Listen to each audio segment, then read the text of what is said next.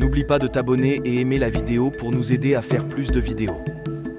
Dans les vastes plaines de la savane africaine, où les lions rugissent et les éléphants marchent en majesté, s'étend le territoire des Maasai. Ces terres, empreintes de mystère et de tradition, ont été témoins de nombreuses histoires de courage et de sacrifice.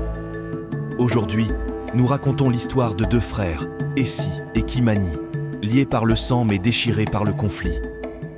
Une histoire d'héritage, de guerre et de vengeance. Il y a des années, Nakuru, le père d'Essi et Kimani, a forgé une alliance avec un clan rival pour garantir la paix. Cette alliance reposait sur une promesse, un mariage arrangé entre Essi et Mara, la fille du chef rival. Nakuru, vieux et fatigué, s'assoit au bord du feu, ses yeux brillants de sagesse et de regret. « Essi, dit-il, notre paix repose sur toi. N'oublie jamais ton devoir. » Essi, loyal et respectueux des traditions, accepte son destin. Il est un guerrier respecté, connu pour sa bravoure et son sens de l'honneur. Il porte le fardeau des attentes de son père et de son clan. Kimani, en revanche, est en désaccord. Le cadet, Kimani, est intelligent et stratégique, souvent en désaccord avec les méthodes traditionnelles de son frère. Il aspire à moderniser les pratiques de leur peuple. Ces traditions nous lient et nous détruisent, frère, dit-il.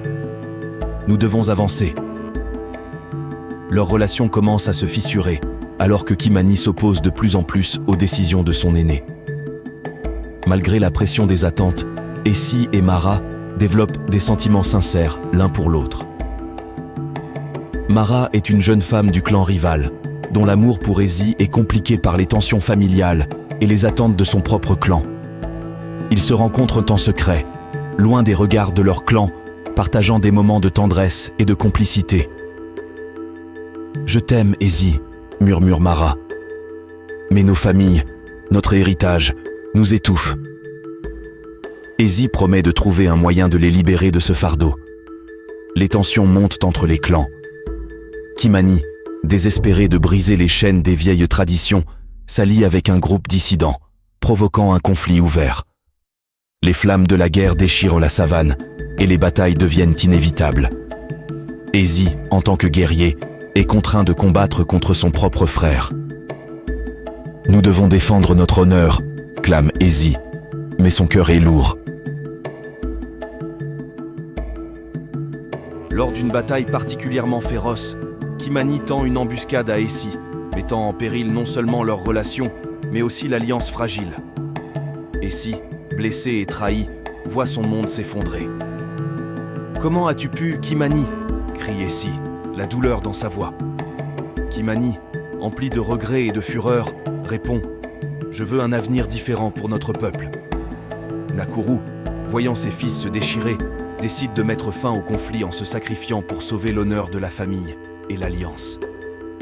Sur son lit de mort, il appelle Essi et Kimani. « Mes fils, ce n'est pas par la guerre que nous nous élevons, mais par le sacrifice. Souvenez-vous de ce que j'ai enseigné. » Ces paroles résonnent profondément, marquant un tournant dans leur histoire. Essi et Kimani, enfin réconciliés par le sacrifice de leur père, décidant de travailler ensemble pour trouver une nouvelle voie pour leur peuple. Ils rencontrent les chefs des clans pour discuter de nouvelles alliances basées sur la compréhension mutuelle et le respect. « Nous devons construire un avenir où nos enfants ne connaîtront pas la guerre, » dit Essi, prenant la main de Mara. Le village se réunit sous un ciel étoilé pour honorer Nakuru et célébrer la paix retrouvée. Essi et Kimani, debout côte à côte, regardent vers l'avenir avec espoir et détermination. La savane, témoin silencieux de leur lutte, s'apaise enfin. « Nous avons hérité de la terre et des traditions, » dit Essi, « mais c'est à nous de forger notre propre destin. » La cérémonie se termine par des chants et des danses, symbolisant l'unité et l'espoir pour les générations futures. Cette histoire, riche en émotions et en leçons de vie, nous rappelle que l'amour véritable peut transcender les barrières les plus solides et que les traditions, bien que précieuses, doivent parfois évoluer pour embrasser la beauté des nouveaux commencements.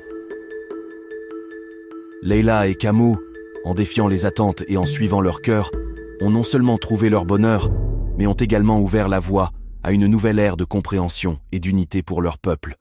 N'oublie pas de t'abonner et aimer la vidéo pour nous aider à faire plus de vidéos.